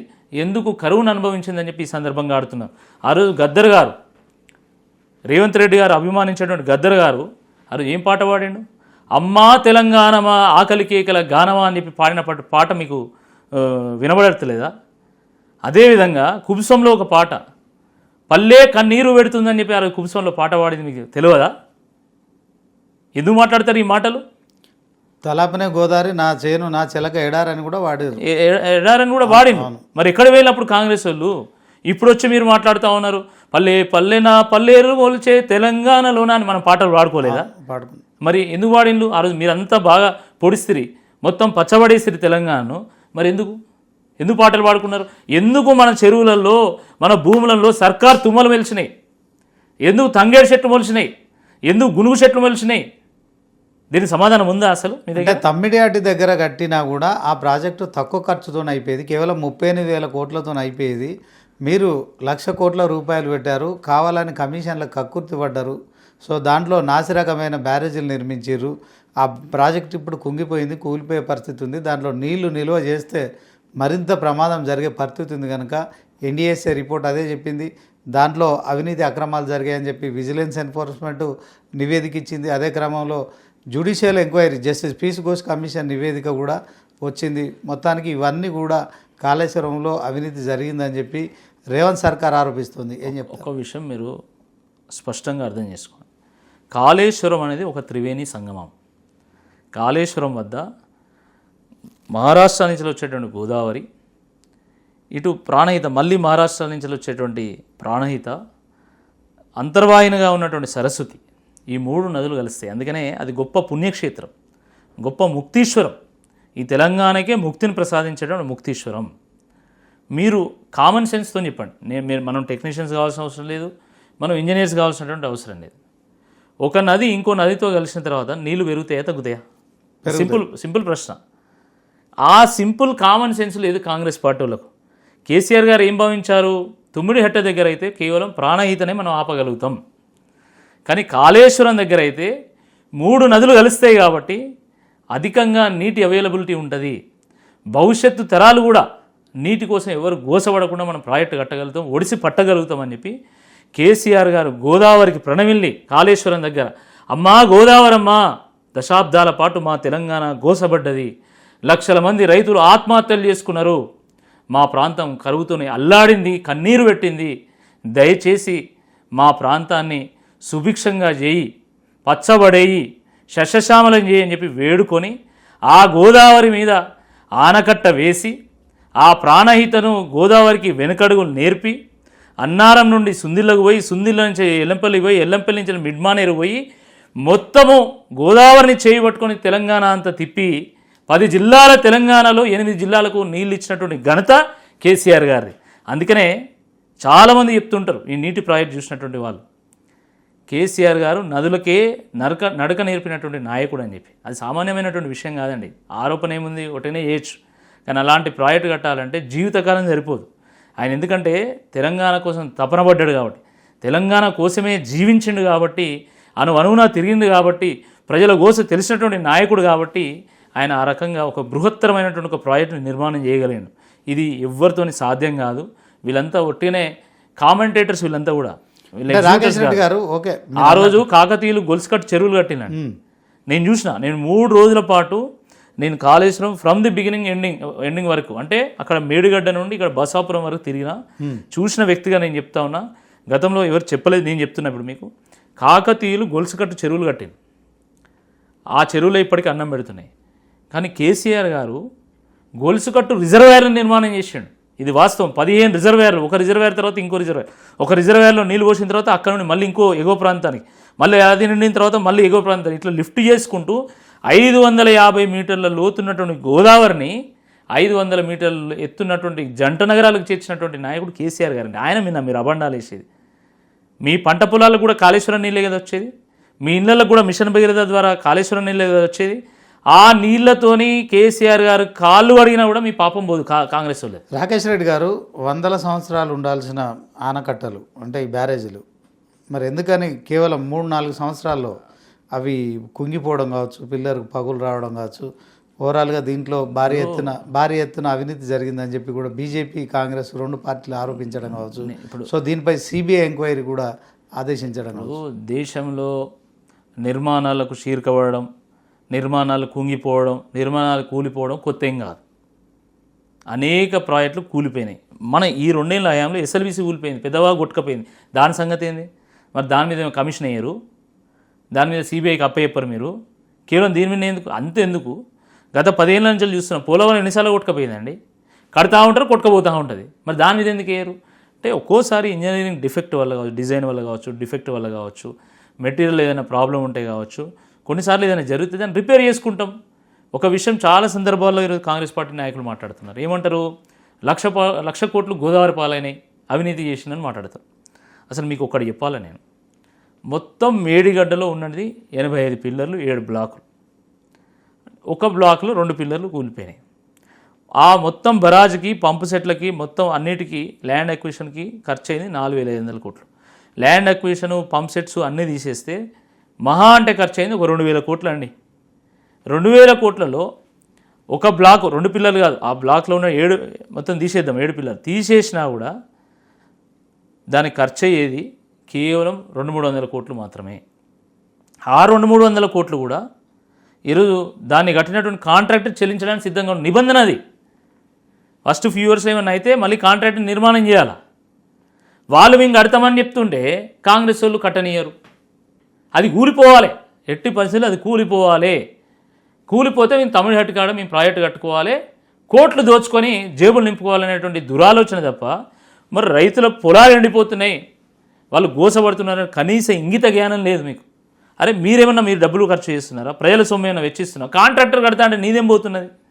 ఓకే రాకేష్ రెడ్డి గారు, మొత్తానికైతే కాళేశ్వరంలో అవినీతి జరిగిందని చెప్పి అధికారులు, అది వాళ్ళ ఆరోపణ మాత్రమే. ఏసీబీ అధికారులు రైడ్ చేసినప్పుడు కూడా ఇంజనీర్ల దగ్గర 100 కోట్ల రూపాయలు దొరుకుతున్నాయి. ఇదే క్రమంలో కేసీఆర్ కూతురు ఎమ్మెల్సీగా అప్పుడు బీఆర్ఎస్ పార్టీలో ఉండి ఇప్పుడు అంటే రాజీనామా చేశారు, సో పార్టీ నుంచి సస్పెండ్ చేశారు. ఆమె కూడా ఆరోపించారు.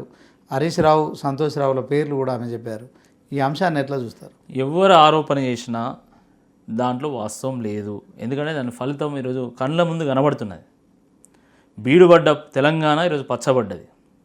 ఆకలి కేకల తెలంగాణ అన్నపూర్ణగా మారింది. 60 లక్షల మెట్రిక్ టన్నుల ధాన్యం పండించేటువంటి తెలంగాణ ఈరోజు దేశానికి ఒక ధాన్య భాండాగారంగా 3 కోట్ల మెట్రిక్ టన్నుల ధాన్యం పండిస్తూ ఉన్నది. మరి ఈ మార్పు ఎట్లొచ్చింది? కాళేశ్వరం రాలేదా? దీనికి సమాధానం ఏం చెప్తారు వీళ్ళు? ఓకే, ఇప్పుడు సిబిఐ ఎంక్వైరీకి పెట్టండి. తెలంగాణ కాంగ్రెస్ ప్రభుత్వం మరి సిబిఐ ఎంక్వైరీ చేయాలంటుంది కదా, దీన్ని ఎట్లా చూస్తారు? ఇప్పుడు ఘోష్ కమిషన్ వేసిండ్రు. ఘోష్ కమిషన్ తేల్చింది ఏంది? గుండు సిన్న బీఆర్ఎస్ పార్టీ నాయకులు అప్పటి మంత్రులు ఎవరైనా అవినీతి చేసిందని తేల్చిందా ఘోష్ కమిషన్? మరి ఇప్పుడు మీరు సిబిఐని వేస్తే ఏమవుతుంది? నిజం లేటుగానైనా నిలకడ మీద తెలుస్తుంది. ఆ తేలిన రోజు అది నిటారుగా నిలబడుతుంది కూడా నిజం అనేది. ఈ విషయాన్ని కాంగ్రెస్ పార్టీ వాళ్ళు గుర్తుపెట్టుకోవాలి. మీ దగ్గర ఏజెన్సీలు లేవా? మరి ఏజెన్సీలు లేక మీరు సిబిఐకి అప్పయిపోయినా ఎందుకు సిబిఐకి అప్పయిపోయినా? దాంట్లో ఉన్న మతలబ్ ఏంది అది చెప్పాలా. తెలంగాణ ప్రజలు అన్నీ గమనిస్తున్నారు. బీజేపీ కూడా సిబిఐ ఎంక్వైరీ చేయాలని కాళేశ్వరంలో మరి డిమాండ్ చేస్తుంది. ఇప్పుడు అది కాంగ్రెస్ ప్రభుత్వం కూడా మరి సిబిఐకి మరి రికమెండ్ చేస్తున్న నేపథ్యంలో ఇప్పుడు తప్పు చేయలేదు కాబట్టి ఏ ఎంక్వైరీకైనా ఈరోజు బీఆర్ఎస్ పార్టీ నాయకులు సిద్ధంగా ఉన్నారు. ఫార్ములా ఈ రేస్ మీద మీరు కమిషన్ వేశారు. కేటీఆర్ గారు కమిషన్ దగ్గరికి వెళ్ళారా లేదా? 3 సార్లు వెళ్ళాను. తర్వాత కాళేశ్వరం మీద కమిషన్ వేశారు. కేసీఆర్ గారు వెళ్ళారా లేదా? వెళ్ళారు. హరీష్ రావు గారు వెళ్ళారా లేదా? వెళ్ళారు. సిబిఐ విషయంలో మళ్ళీ మీరు హడావిడి చేయదలుచుకున్నారు. It is okay, they will face CBI. దాంట్లో ఇబ్బంది ఏంది? Let the court case run. Okay, స్థానిక సంస్థల ఎన్నికలు రాబోతున్నాయి. ఇక పెట్టరండి, అవన్నీ వేస్ట్. స్థానిక సంస్థల ఎన్నికలు పెట్టడు. ఎందుకంటే ఆయన 24 నెలల్లో చేసింది ఏం లేదో చెప్పడానికి కూడా ఏం లేదు, ముఖం లేదు ప్రజల దగ్గర పోవడానికి. కాబట్టి ఈ బీసీ రిజర్వేషన్ అని అదని ఇదని తీసుకొచ్చి దీన్ని ఎక్స్టెండ్ చేసేటువంటి ఒక ప్రయత్నం చేస్తూ ఉన్నారు. 2 ఏళ్ళు అయింది సర్పంచ్ ఎన్నికలు పెట్టక. జూబ్లీహిల్స్ ఉప ఎన్నిక నేపథ్యంలో బీఆర్ఎస్ సిట్టింగ్ సీటు ఇప్పటికే మీరు ఒకటి కంటోన్మెంట్ కోల్పోవడం జరిగింది. జూబ్లీహిల్స్ కూడా కాంగ్రెస్ గెలుచుకుంటుందని చెప్పి ప్రచారం జరుగుతుంది. కేవలం అది ప్రచారమే, వాస్తవం లేదు. ఈరోజు ప్రజలు అది గ్రామీణ ప్రాంతాల్లో అయినా లేదా పట్టణ నగర ప్రాంతాల్లో అయినా కూడా మళ్ళీ మాకు బీఆర్ఎస్ఏ కావాలి అని ప్రజలు ఈరోజు భావిస్తున్నారు. రేవంత్ రెడ్డి గారి 2 ఏళ్ల పాలన చూసిన తర్వాత కేసీఆర్ మంచిగా ఉండే అనవసరంగా మనం ఇట్లా వేసుకున్నాం, పాలిచ్చే బర్రెను కాదనుకొని ఈరోజు దున్నపోతును కొనుక్కున్నట్టు అయిందని చెప్పి ఈరోజు చాలామంది మాట్లాడుకుంటున్నారు. ఎందుకంటే కేసీఆర్ పోయి రేవంత్ రెడ్డి గారు వచ్చిన తర్వాత కరెంటు కొరత వచ్చింది, నీళ్ళ కొరత వచ్చింది, కనీసము చాక్ పీసులకు డబ్బులు లేవు, హాస్పిటల్లో మందులకు డబ్బులు లేనటువంటి ఒక పరిస్థితి, రియల్ ఎస్టేట్ కుప్పగూలిపోయింది, కన్స్ట్రక్షన్ కుదేలైపోయింది. ఇలా అసలు బిజినెస్ ఎక్కడ జరగడం లేదు, మనీ రొటేషన్ లేదు, కాంట్రాక్టులు ₹1 చెల్లించేటువంటి ఒక పరిస్థితి లేదు. స్వయంగా ముఖ్యమంత్రి నన్ను దొంగను చూసినట్టు చూస్తాను, నేను ఢిల్లీ పోతే నేను చెప్పులు ఎత్తుకపోతా కావచ్చు అని అనుకుంటాను అని చెప్పి మాట్లాడిన తర్వాత ఇంకేముంటుందండి? అసలు ఎందుకు కాంగ్రెస్ పార్టీకి ఓటేయాలి? ఎందుకు వేయాలి? ఈరోజు ఎక్కడ 10 జిల్లాల తెలంగాణలో 9 జిల్లాలు వెనుకబడినాయి అని చెప్పి ఆ రోజు రీఆర్గనైజేషన్ యాక్ట్ మనకు చెప్పింది. అలాంటి తెలంగాణలో ఈరోజు ఎంత అద్భుతమైనటువంటి మార్పులు తీసుకొచ్చిండ్రు కేసీఆర్ గారు. మిషన్ కాకతీయ, మిషన్ భగీరథ, సాగునీటి ప్రాజెక్టులు, ప్రతి గ్రామానికి డబల్ రోడ్డుకి ఇరువైపులా చెట్టు, హరితహారం, ప్రతి ఊర్లో నర్సరీ, అక్కడ పార్కు, విలేజ్ పార్కు, శ్మశాన వాటిక, క్రీడా ప్రాంగణము, రైతు వేదిక, గ్రామాల్లో సీసీ రోడ్లు, ఎన్ని పథకాలండి, ఎన్ని అభివృద్ధి. శాశ్వతంగా గ్రామాలకు చేసినటువంటివే, ఒక్కొక్క గ్రామానికి చేసినటువంటివే కనీసం ఒక 15 పనులు ఉన్నాయి. మరి ప్రజలు మర్చిపోతారా? అప్పుడు ఏంటంటే 10 ఏళ్ళు కేసీఆర్ గారు ప్రభుత్వం చూసింది కాబట్టి వీళ్ళు ఇంకా అంతకంటే ఎక్కువ ఇస్తాం మీకు. ఇప్పుడు రైతు బంధు 10,000 ఇస్తున్నాం, మేము 15,000 ఇస్తాం, పెన్షన్ 2,000 ఇస్తున్నాం, మేము 4,000 ఇస్తాము. ఈ రకంగా వాళ్ళు హామీ ఇచ్చినటువంటి నేపథ్యంలో సరే ఒకసారి కాంగ్రెస్ పార్టీకి అవకాశం ఇద్దామని చెప్పి ప్రజలు ఓట్లేస్తే ఈరోజు ఏం చేసింది కాంగ్రెస్ పార్టీ? నమ్మించి నట్టేట ముంచింది ప్రజల్ని. ఈ విషయాన్ని ప్రజలు అర్థం చేసుకున్నారు. రాకేష్ రెడ్డి గారు కాంగ్రెస్ ప్రభుత్వం అధికారంలోకి వచ్చిన తర్వాత గత ప్రభుత్వం చేసిన అప్పులకు వడ్డీలు కడుతున్నాము, దానికోసం అప్పులు చేస్తున్నాము, మూసీ నదిని ఇప్పుడు సుందరీకరణ అంటే ప్రక్షాళన చేయబోతున్నాం, దీన్ని మీరు స్వాగతిస్తారా? ఏం చెప్తారు? ఇప్పుడు స్వయంగా కేంద్ర ప్రభుత్వం లోక్సభలో ఒక ప్రశ్నకు గాను జవాబు ఇచ్చింది. ఆ ప్రశ్న వేసింది ఎవరు? రఘునందన్ రావు గారు, BJP MP. I think that is correct. వారు ప్రశ్న వేస్తే స్వయంగా కేంద్ర ప్రభుత్వం లిఖితపూర్వకంగా ఇచ్చింది ఏంటంటే కేవలం 3 లక్షల కోట్ల అప్పు మాత్రమే 10 ఏళ్ళలో తెలంగాణ ప్రభుత్వం చేసింది అని చెప్పి. కానీ వీళ్ళు ఏం చేస్తారు? 5 లక్షల కోట్లు, 6 లక్షల కోట్లు, 7 లక్షల కోట్లు అని చెప్పేసి ఈరోజు ప్రచారం చేస్తా ఉన్నారు. 8 లక్షల కోట్ల అప్పులు, 8 లక్షల కోట్లను కూడా ప్రచారం చేస్తున్నారు. దాంట్లో వాస్తవం లేదని చెప్పి కేంద్ర ప్రభుత్వం లేఖ ఇచ్చింది. సరే, టీఆర్ఎస్ ప్రభుత్వం మొత్తం అప్పులు చేసింది. మరి మీరేం ఘనత వహించిండ్రు? మీరు 2 ఏళ్ళలో 2 లక్షల కోట్లు దాటించలేదు అప్పు. వడ్డీలు కడుతున్నాం, మీరు చేసిన అప్పులకు వడ్డీలు కడుతున్నాం. అదే అంటున్నా, 1,58,000 కోట్ల వడ్డీలు కట్టినాం ఇప్పటి వరకు బీఆర్ఎస్ ప్రభుత్వం చేసిన. ఇప్పుడు ఏమన్నా ఉభయ సభలను ఉద్దేశించి తెలంగాణ సీఎం రేవంత్ రెడ్డి చెప్పాడు. ఏమన్నా పొంతన ఉందా? మీరే చెప్పండి. 3 లక్షల కోట్ల అప్పు చేసిందని కేంద్ర ప్రభుత్వం చెప్తున్నది లిఖితపూర్వకంగా. అదే ఉట్టి ముచ్చట బయటగా మాట్లాడింది కాదు, లోక్సభలో ఇచ్చినటువంటి రిప్లై అది. వీళ్ళేమో 8 లక్షల కోట్ల అప్పు చేసి మేము అప్పు కడతాం, మేము వడ్డీ కడతామని మాట్లాడతారు. ఇవన్నీ దొంగ ముచ్చట్లు, పొంతన లేని ముచ్చట్లు. ప్రజలు ఎవరు కూడా వాటి విశ్వసిస్తలేరు. చాతగాని ముచ్చట్లు ఇవన్నీ కూడా చెప్పాలంటే. కేసీఆర్ అసెంబ్లీకి రాకపోవడాన్ని మీరు ఎట్లా చూస్తారు? ప్రధాన ప్రతిపక్ష నాయకుడు ఆయన. మరి అసెంబ్లీ వేదికగా ప్రజల సమస్యల మీద ఆయన మాట్లాడాలి, ప్రభుత్వంకు సమాధానం చెప్పాలి. సో చేసిన ఏదైతే ప్రజా గొంతుక వినిపించాల్సిన వ్యక్తి ఫామ్ హౌస్లో ఉండడం ఎట్లా చూస్తారు? బాక్రానంగల్ డ్యాము తెలంగాణలో ఉన్నది, దేవాదుల కృష్ణా బేసిన్లో ఉన్నదా, గోదావరి బేసిన్లో ఉన్నదా, నల్లమల్ల అడవులు తెలంగాణలో ఉన్నాయా, ఆంధ్రాలో ఉన్నాయా, లేదా దిల్షునగర్లో ఏరోప్లేన్లు అమ్ముతున్నారు. ఈ రకమైనటువంటి మాటలు వినడానికి ముఖ్యమంత్రిగా పనిచేసినటువంటి కేసీఆర్ గారు అసెంబ్లీకి రావాలనా? లేకపోతే పేగులు మెడకేసుకుంటా, కళ్ళు గుడ్లు బీకి గోళీలాడుతా, తొండలు జోరిస్తా పాయింట్ల గివి మాట్లాడితే అవి వచ్చి కేసీఆర్ గారు వినాలా? దశాబ్దాల తెలంగాణ గోసం తెచ్చినటువంటి నాయకుడు కేసీఆర్ గారు.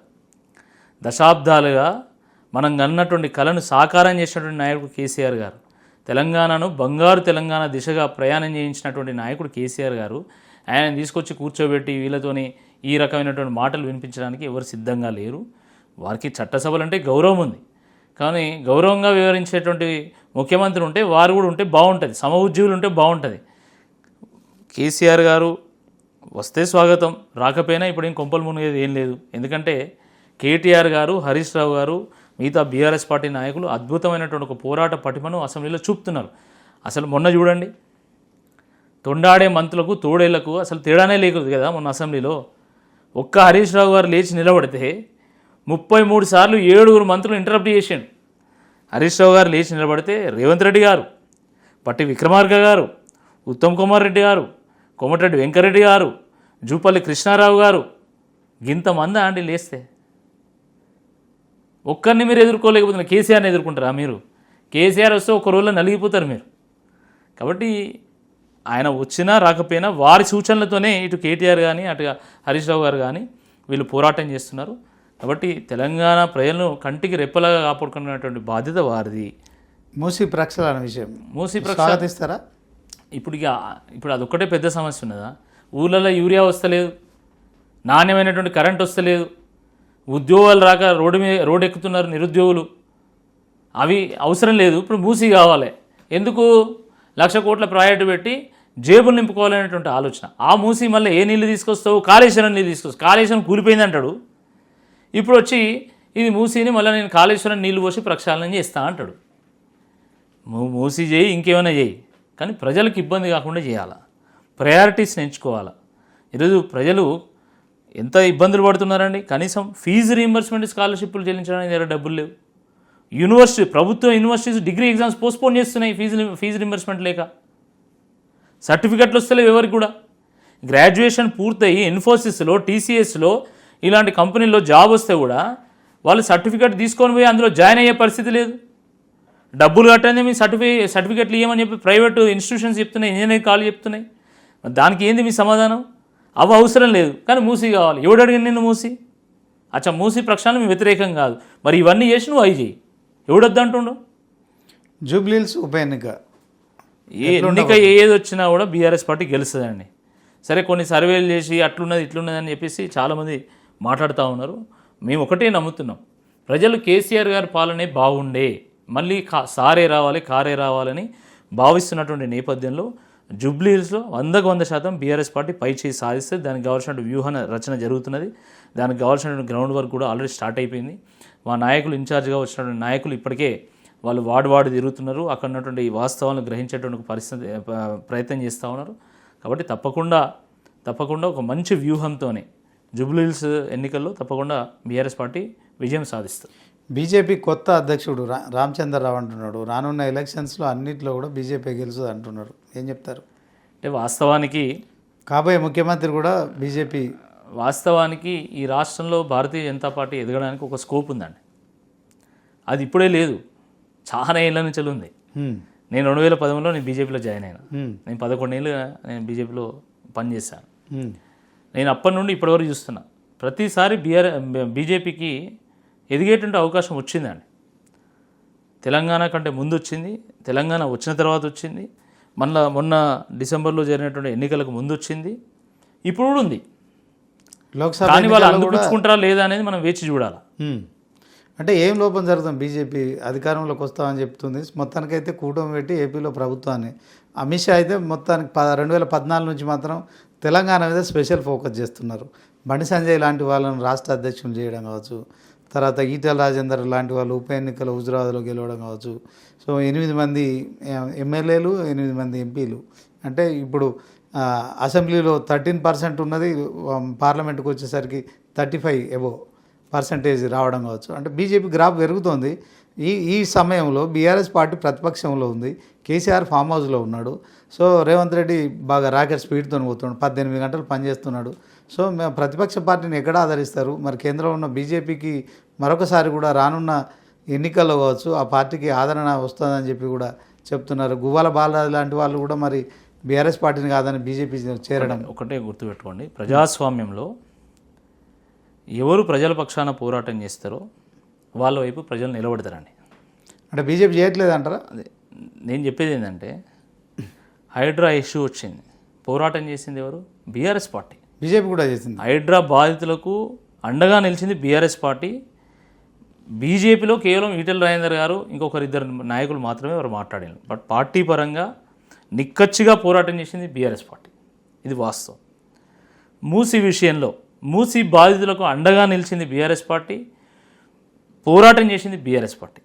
లగ్చర్ల ఈ రాష్ట్ర గిరిజన లంబాడీలకు అన్యాయం జరుగుతుంటే భూములు గుంజుకుంటూ ఉంటాయి సర్కారు, వాళ్ళ కోసం పోరాటం చేసింది బీఆర్ఎస్ పార్టీ, వాళ్ళకు అండగా నిలిచింది బీఆర్ఎస్ పార్టీ. ఈ రాష్ట్రంలో గురుకులాల్లో సుమారుగా 60-70 మంది చిన్నారులు చనిపోయి 1000 మంది పైగా హాస్పిటల్లో పడితే వాళ్ళ కోసం గొంతెత్తింది బీఆర్ఎస్ పార్టీ, వాళ్ళకు అండగా నిలిచింది బీఆర్ఎస్ పార్టీ. అదేవిధంగా మన హెచ్సియు భూములను అమ్ముకుంటుంటే దానికి అడ్డుగోడగా నిలబడ్డది బీఆర్ఎస్ పార్టీ. గ్రూప్ 1లో జియో 29 విషయంలో, జియో 46 విషయంలో, ప్రతి విషయంలో బాధితులకు అండగా నిలిచింది. ఆపద వచ్చినప్పుడు ఆపద్బాంధవుడిగా నిలిచింది బీఆర్ఎస్ పార్టీ. అందుకనే బీఆర్ఎస్ పార్టీ కార్యాలయానికి ఈరోజు జనతా గ్యారేజ్గా పేరు పడ్డది. మీరు చూడండి, ఎప్పుడు ఖాళీ ఉండదు, ఎప్పటికీ ఎవరెవరు బాధితులు వస్తూనే ఉంటారు, వాళ్ళ బాధను చెప్పుకుంటూనే ఉంటారు. బీఆర్ఎస్ పార్టీ చేస్తూనే ఉంది, మా లీగల్ టీం పనిచేస్తూ ఉంది. కాబట్టి ప్రజల్లో ఈరోజు బీఆర్ఎస్ పార్టీ మీద భరోసా పెరిగింది, నమ్మకం పెరిగింది. ఆ కోణంలో చూసినట్టయితే బీఆర్ఎస్ పార్టీకి ఎక్కువ అవకాశాలు ఉంటాయి. బీజేపీ కూడా స్కోప్ ఉంది, నేను కాదనట్లే. కానీ బీజేపీ ఎంతైతే పోరాటం చేయాలో అంత పోరాటం చేస్తలేదని ఈరోజు ప్రజలు మాట్లాడుకుంటున్నారు. రాకేష్ రెడ్డి గారు, వాస్తవానికి కవిత కేసీఆర్ కన్న కూతురు, ఏకైక కూతురు. ఆమె ఎమ్మెల్సీగా ఉన్నారు, ఒకప్పుడు ఎంపీగా కూడా ఉన్నారు. సో తెలంగాణ జాగృతితో బీఆర్ఎస్ పార్టీకి అనుబంధంగా కూడా పనిచేశారు. తెలంగాణ బతుకమ్మకి రోల్ మోడల్ ఆమె ఎవ్రీథింగ్ ఈ బోనాలకు సంబంధించిన అంశాలు తెలంగాణ సంస్కృతి సంప్రదాయాలకు ఆమె ఒక ప్రతిబింబంగా నిలిచారు. అదే క్రమంలో ఆమె ఎందుకు అకస్మాత్తుగా ఈ పార్టీని విషయంలో కావచ్చు, ఆమె చేస్తున్న కామెంట్స్ కావచ్చు, నాన్న దేవుడు అంటుంది, చుట్టూ దయ్యాలంటే ఆ దయ్యాల పేర్లు కూడా సంతోష్రావు, హరీష్ రావు అని చెప్పడం కావచ్చు. సో ఆమె బీఆర్ఎస్ పార్టీ ఆ కేసీఆర్ కన్న తండ్రితో పాటు అన్నయ్య, తోడబుట్టిన అన్నయ్యను సేఫ్గానే అంటే మాట్లాడుతుంది, వాళ్ళకు ఫేవర్గా మాట్లాడుతుంది, మిగతా వాళ్ళకు హరీష్ రావు లాంటి వ్యక్తిని మాట్లాడడం కావచ్చు. సో బీఆర్ఎస్ పార్టీకి ఏమైనా డ్యామేజ్ జరిగిందా? ఇలా డ్యామేజ్ చేయడంలో ఆమె వెనక ఎవరైనా ఉన్నారా? సో అసలు ఏం జరుగుతుంది రాకేష్ రెడ్డి గారు? వాస్తవానికి కవిత గారు కేసీఆర్ గారి కూతురుగా, జాగృతి అధ్యక్షురాలుగా మన తెలంగాణ సంస్కృతి సాంప్రదాయాలను కాపాడడంలో లేదా వాటిని ప్రమోట్ చేయడంలో ఒక కీలకమైనటువంటి ఒక పాత్ర పోషించారు. పార్టీ కూడా మంచి కాంట్రిబ్యూషన్ ఉంది, అందులో అసలు డౌట్ ఏం లేదు ఎవరికి కూడా. అయితే ఎవరైనా కూడా పార్టీ నియమ నిబంధనలకు లోబడి పనిచేయాల్సి ఉంటుంది. కానీ ఇటీవల కాలంలో వారు చేసినటువంటి స్టేట్మెంట్స్ కొంత పార్టీని ఇబ్బంది పెట్టే విధంగా, ముఖ్యంగా 10 ఏళ్ళు అధికారంలో ఉండి దాని తర్వాత ప్రతిపక్షంలోకి వచ్చినటువంటి బీఆర్ఎస్ పార్టీ కార్యకర్తల మీద, నాయకుల మీద ఈ ప్రభుత్వం ఎంత అరాచకం చేస్తుందో మనందరూ తెలుసు. ఆ అరాచకాన్ని తట్టుకొని సైతం ఈరోజు ప్రజాక్షేత్రంలో బీఆర్ఎస్ పార్టీ నిలబడ్డది. దానికి ప్రధాన కారణం మన కార్యకర్తలు. ఆ కార్యకర్తల యొక్క నైతిక స్థైర్యాన్ని కూడా దెబ్బతీసే విధంగా కొన్ని వ్యాఖ్యలు ఉన్నాయని భావించినటువంటి పార్టీ మొన్న ఒక నిర్ణయం తీసుకున్నది. ఇక నిర్ణయం తీసుకున్న తర్వాత దాని మీద వ్యాఖ్యానించేది ఏముంటుంది? ఇంకా పెద్దగా ఏం వ్యాఖ్యానించడానికి కూడా ఏం లేదు. అంటే ఆమె డ్యామేజ్ చేసిందనేది ప్రచారం జరుగుతుంది. అదే సమయంలో ఆమె ఇమేజ్ ఎవరికి ప్లస్ అవుతుంది? ఆమె ఒకటండి ఇప్పుడు ఒకటి అంటే ఏ పార్టీ నాయకుడు పార్టీ నుండి పోయినా కూడా కొంత నష్టం ఉంటుంది, దాన్ని ఎవరం కూడా కాదనిలే. ముఖ్యంగా కవిత గారు లాంటి వారు వెళ్ళిన తర్వాత కొంత డ్యామేజ్ ఉంటుంది. కానీ ఒకటి గుర్తుపెట్టుకోవాలి, బీఆర్ఎస్ పార్టీ ప్రతి కార్యకర్తకి ఇన్స్పిరేషన్ కేసీఆర్ గారు. ఈ తెలంగాణ సమాజానికే వారు ఒక స్ఫూర్తిదాయకులు. ఎందుకంటే ఎవరు చేయని పోరాటం వారు చేసిండు, ఎవరు సాధించిన తెలంగాణ వారు సాధించింది కాబట్టి ప్రతి ఒక్కరు కూడా కేసీఆర్ గారితోనే ర్యాలీ అవుతారు, అందులో ఎటువంటి అనుమానం లేదు. టెంపరీగా కొంత చర్చ జరుగుతుంది, కొన్ని ఇబ్బందులు ఉంటాయి, బట్ లాంగ్ టర్మ్గా చూస్తే బీఆర్ఎస్ పార్టీలో ఉన్నటువంటి ప్రతి కార్యకర్త కేసీఆర్ గారు వెంబడే ఉంటారు. ఇంక అందులో ఎటువంటి అనుమానం లేదు. ప్రతి నాయకుడు, ప్రతి కార్యకర్త కేసీఆర్ గారు వెంబడే ఉంటారు. ముఖ్యంగా ఈరోజు ప్రతిపక్షంలో ఉండి అనేక ఇబ్బందులను ఎదుర్కొంటున్నటువంటి ఈ నేపథ్యంలో ఒక్క కార్యకర్త కూడా బయటకు పోయేటువంటి ప్రశ్నే ఉండదు, ఆ ప్రసక్తే ఉండదు. అంటే కార్యకర్తల నైతిక స్థైర్యం దెబ్బతీసేలాగా ఆమె మాట్లాడింది. అదే క్రమంలో హరీష్ రావుతోని తండ్రి కేసీఆర్కి ఏదో ప్రమాదం పొంచి ఉంది, అన్న కేటీఆర్కి ఏదో ప్రమాదం పొంచి ఉంది అనే వ్యాఖ్యల్ని ఎట్లా చూడొచ్చు అంటారు? ఆ వ్యాఖ్యలు చేసి ఉండకపోతే బాగుండేది. దాని మీద మా పార్టీ స్పందిస్తుంది మీరు అడిగిన ప్రశ్న. థ్యాంక్ యూ రాకేష్ రెడ్డి గారు. థ్యాంక్ యూ, నమస్తే. సో ఇది వాళ్ళ స్పెషల్ ఇంటర్వ్యూ. మరో ఇంటర్వ్యూతో మళ్ళీ కలుసుకుందాం.